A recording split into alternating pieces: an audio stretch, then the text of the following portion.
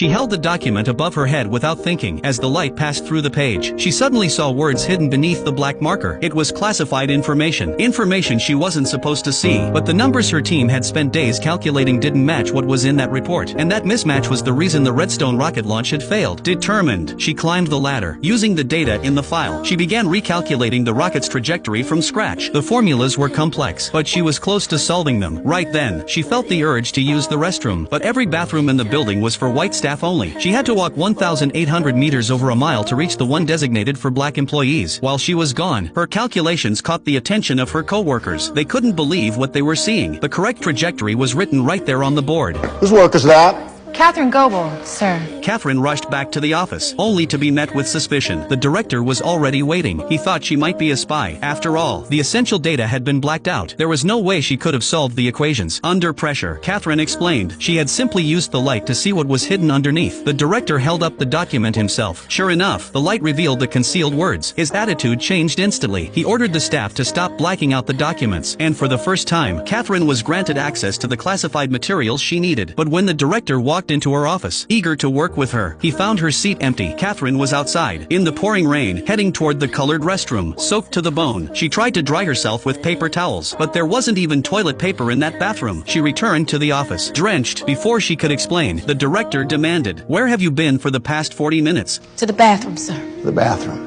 He didn't believe her. There was a restroom just down the hall. Why would it take 40 minutes? Then Catherine told him the truth. She wasn't allowed to use that restroom. She had to walk across the entire campus. She couldn't use the office bicycles. She wasn't allowed to touch the communal coffee pot. She was even told not to wear skirts or heels, all because of the color of her skin. And I work like a dog, day and night, living off of coffee from a pot none of you want to touch! The room fell completely silent. The director had nothing to say. Catherine, exhausted and on the edge, packed her things and walked out. But this woman who dared to speak up would go on to make groundbreaking contributions to the entire aerospace field. Catherine had shown signs of genius since she was a child. While other kids were learning basic arithmetic, she was already solving problems in analytic geometry. Her teacher, stunned by her talent, urged her parents to send her to the best schools. She didn't let them down. By 18, she had finished college. Her extraordinary math skills earned her a job at NASA. She thought it would be the start of something great, but reality hit hard. Most of her co-workers didn't believe in her. They gave her cold stares, dismissed her with condescension, assigned her work with no explanation. But among them was one director who saw her worth. He didn't care about her skin color. He saw her brilliance. He assigned her not just regular tasks, but also asked her to double-check the calculations of other engineers. That didn't sit well with Hilton, the team leader. He couldn't handle someone challenging his authority in math, so he blacked out key parts of the documents with a marker, then dumped a mountain of files on her desk. Still, Catherine took on the challenge.